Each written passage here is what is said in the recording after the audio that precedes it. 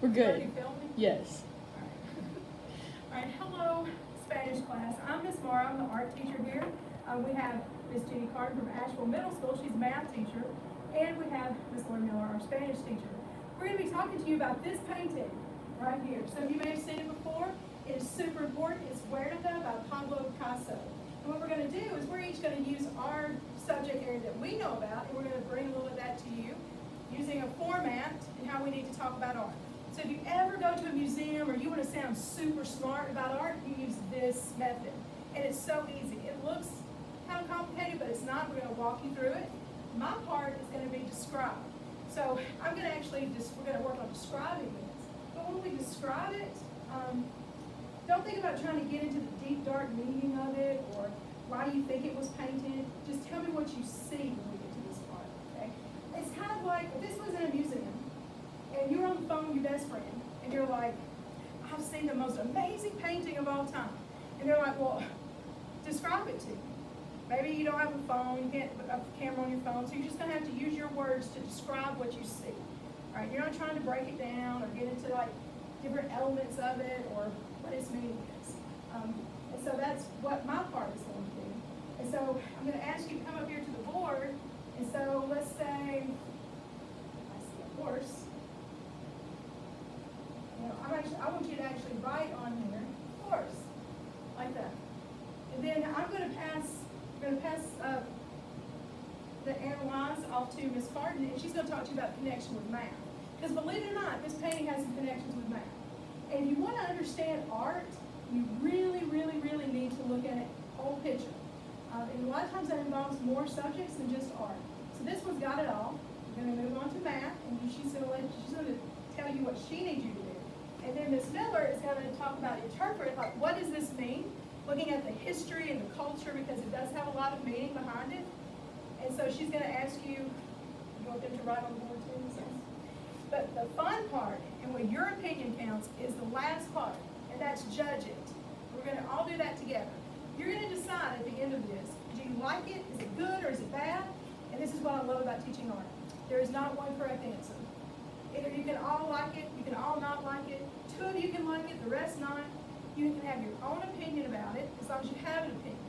So just keep that in mind when you're going through this stuff. There are no wrong answers, because you don't have the complete history of this painting. You don't know everything there is to know about Cubism and Pablo Picasso. So we don't expect you to be an expert. We just want you to try to understand this painting today through math and history and culture and Spanish and some a little art thrown in. But to me, it's important to get a well-rounded view of what's going on with this work of art. So now, pass this on to math.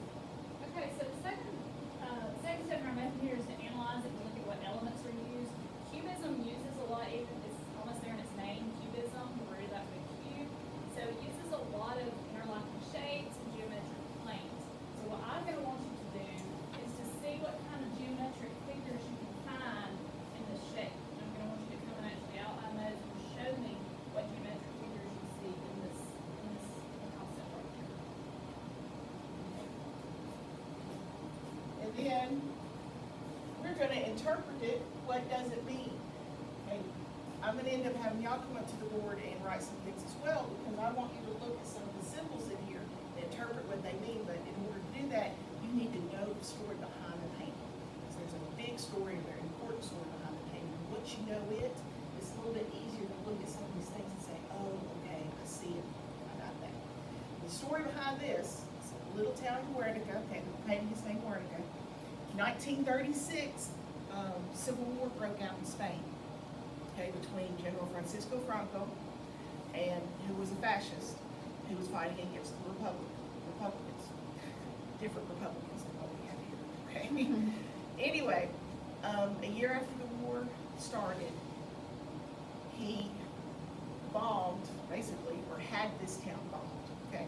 Think about what happened in the world a little while after 1936 and 1937. What was a big world event? Anyway. World War II. World War II. Hitler, the Nazis, right? Well, guess who Francisco Franco had an alliance with? Hitler. Hitler, the Nazis. Okay.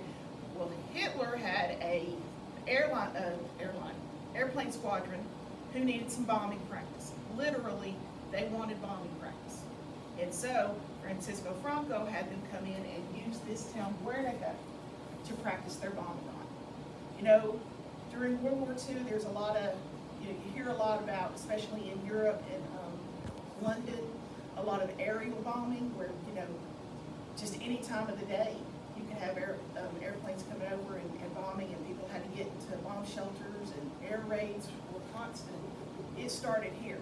Okay, this is where they started practicing that type. Okay, their blitzkrieg is what we call it. All right, so April 26, 1937, in the town of Guernica, it was a Monday. Why would you bomb a town? If you wanted to get rid of the town during the war, what would be some reasons you would bomb it? Territory? Territory. What else?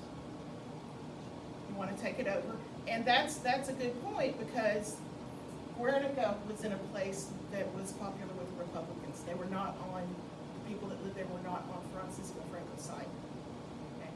But also, you look for something that has something valuable in war, right?